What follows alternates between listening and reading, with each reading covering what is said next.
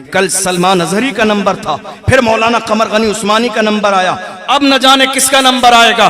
علماء پر اسی طرح ظلم ہوتا رہے گا، چونکہ ہر زمانے میں یزید پیدا ہوتا رہے گا، انداز بدلے گا، نام بدلے گا، کردار بدلے گا، لیکن فکر ہر زمانے میں وہ پائی جائے گی۔ آپ دیکھ رہے ہیں بات کیا ہے، ہمارے یہاں کوئی کسی کو بڑا ماننے کے لیے راضی نہیں ہے، ورنہ جس زمانے میں مسلمانوں میں اتحاد تھا اس زمانے کا حال یہ تھا کہ لوگ یہ کہتے تھے، اے مسلمانوں یہ بتاؤ مدینے میں ایسی کون سی حکومت ہے جس کے نام سے قیصر و کسریٰ کانپتے ہیں۔ آپ کو معلوم ہے، آپ کو حیرانی ہوگی یہ جان کر کہ آج ہماری کسی علاقے میں اگر 10,000 کی آبادی ہے تو وہاں کم سے کم 1,500 قوم کی دلالی کرنے والے دلال موجود ہیں۔ معلوم ہے آپ کو، ہزاروں لوگ ہماری اپنی قوم کی دلالی کرنے والے، رات کے اندھیرے میں جلوس بیچ دیا، رات کے اندھیرے میں جلسہ بیچ دیا، رات کے اندھیرے میں قوم کے جوانوں کا مستقبل بیچ دیا، رات کے اندھیرے میں جا کے سٹے بازی ہو گئی، رات کے اندھیرے میں جا کے کام خراب ہو گیا۔ یہ قوم کی دلالی کرنے والے ہمارے درمیان موجود ہیں، یہی وہ لوگ ہیں، قوم کے جوانوں کی لسٹ بنا کے آگے پہنچانا ان کا کام ہے، پیسے فکس کرانا ان کا کام ہے، رات کے اندھیرے میں توڑ بٹے کرانا ان کا کام ہے، آدھے اپنی جیب میں رکھنا، آدھے آگے بڑھانا ان کا کام ہے۔ ایک چائے کے لیے ایمان بیچ رہے ہیں۔ میری قوم کے جوانوں یاد رکھو، ڈاکٹر راحت اندوری نے کہا تھا لگے گی آگ تو آئیں گے گھر کئی صدمے، یہاں پہ صرف ہمارا مکان تھوڑی ہے۔ نعرہ تکبیر، ایسے نہیں ذرا کھائے ہو کر کے، نعرہ تکبیر، نعرہ رسالت، مسلک اعلی حضرت، پیغام امام حسین، پیغام امام حسین، علامہ مفتی اشرف گیلانی قادری اظہری، آمد سرکار حسان ملت، تاجدار مسعودی شریف۔ سبحان اللہ، سبحان اللہ، زندہ۔ بہت اچھے مفتی صاحب، لگے گی آگ تو آئیں گے گھر کئی زد میں، یہاں پہ صرف ہمارا مکان تھوڑی ہے۔ جو آج صاحب مسند ہیں کل نہیں ہوں گے، کرائے دار ہیں ذاتی مکان تھوڑی ہے۔ دراصل بات یہی تو ہے، دلالی کرنے والوں کا فائدہ کیا ہے؟ وہ یہ سوچ رہے ہیں ہمارا کچھ فائدہ ہے، ایک چائے کے لیے، بس ایک چائے کے لیے، ایک چائے کے لیے۔ یار خدا کے بندو شرم کرو، مر کے قیامت کے دن مصطفیٰ کو کون سا چہرہ دکھاؤ گے؟ جس قوم کے جوانوں کے نام پیش کیے جا رہے ہیں یہ میری قوم کا فیوچر ہے، میری قوم کے جوان انسان ہیں، یہ گناہ کرتے ہیں، غلطی کرتے ہیں، انہیں اتنی گری نظر سے نہ دیکھا جائے کہ انہیں جیل کی سلاخوں کے پیچھے ڈالنے کی کوشش کر دی جائے، محض اس بنیاد پر کہ لوگ ہماری پیٹھ تھپتھپائیں گے۔ دنیا یہ سمجھ گئی ہے جو اپنی قوم کا نہ ہوا وہ ہمارا کیسے ہو سکتا؟ دنیا یہ جان گئی ہے جو اپنی قوم کا نہ ہوا وہ ہمارا کیسے ہو سکتا ہے۔ یہ قوم کے جوان جو آج چھوٹے چھوٹے 18 20 سال 22 سال 25 سال کے جوان ہیں، گناہ کر رہے ہیں، غلطی کر رہے ہیں، لیکن ان کو ان کی غلطی کی اتنی بڑی سزا مت دیجئے کہ ذاتی رنجش کی بنیاد پر یہ جیل کی سلاخوں کے پیچھے چلے جائیں۔ آپ کو اندازہ نہیں، ہر قوم کے جوان اس قوم کا سب سے قیمتی سرمایہ ہوتے ہیں، ہر قوم کے جوان۔ اور ہماری قوم کے جوانوں سے بڑا سرمایہ تو کسی کے پاس ہے ہی نہیں۔ کیوں؟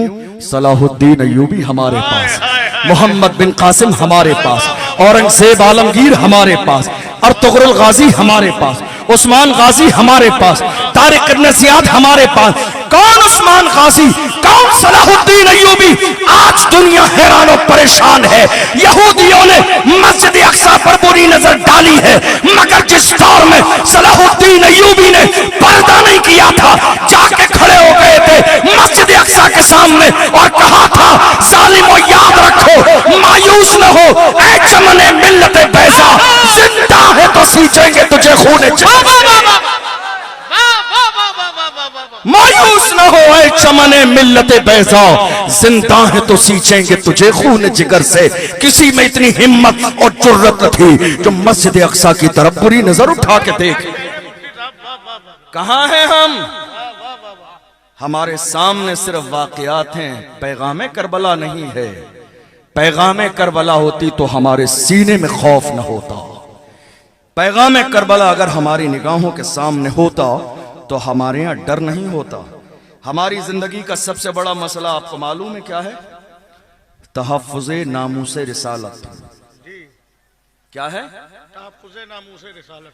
ہمارے رسول کی عزت، فدا کا ابی و امی یا رسول اللہ، یا رسول اللہ میرے ماں باپ آپ پر قربان۔ مگر آپ نے دیکھا تھوڑے زمانے پہلے جب ہمارے نبی کی شان میں گستاخی ہوئی، گستاخی کرنے والوں نے گستاخی کیوں کی؟ اس لیے کہ ان کی شان گھٹ جائے گی۔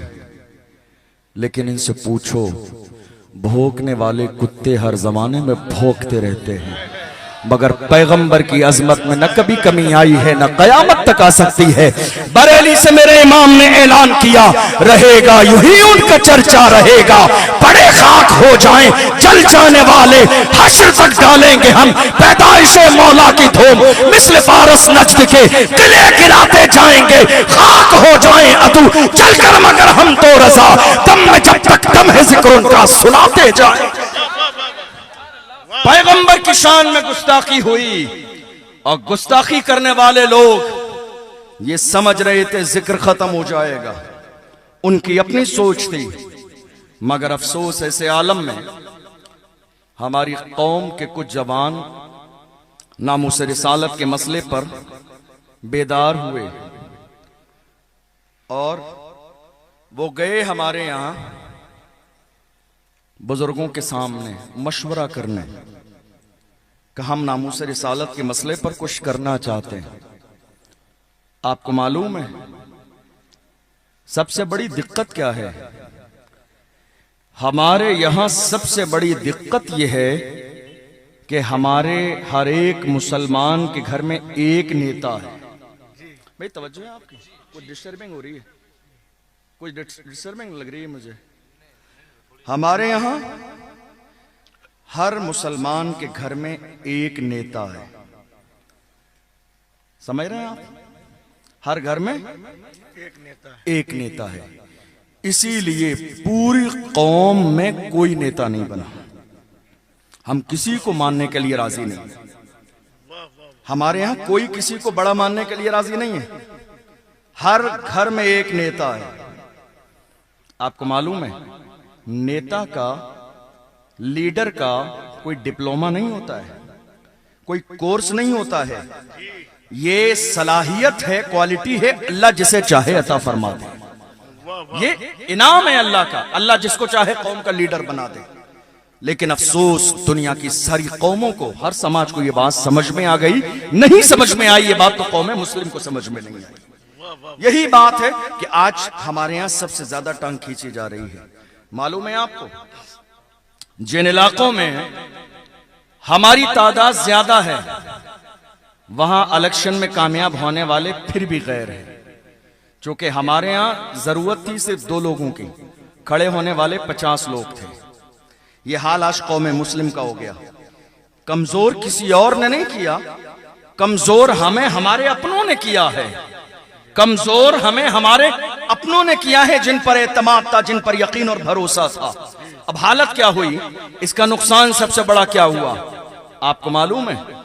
جب تک آپ سیاسی طور پر کمزور رہیں گے مسجدوں پہ بلڈوزر چلتا رہے گا، آپ سیاسی طور پر کمزور رہیں گے مدرسوں میں تالے لگتے رہیں گے، جب تک سیاسی طور پر کمزور رہیں گے علماء جیل میں ڈالے جاتے رہیں گے۔ کل سلمان اظہری کا نمبر تھا، پھر مولانا قمر غنی عثمانی کا نمبر آیا، اب نہ جانے کس کا نمبر آئے گا۔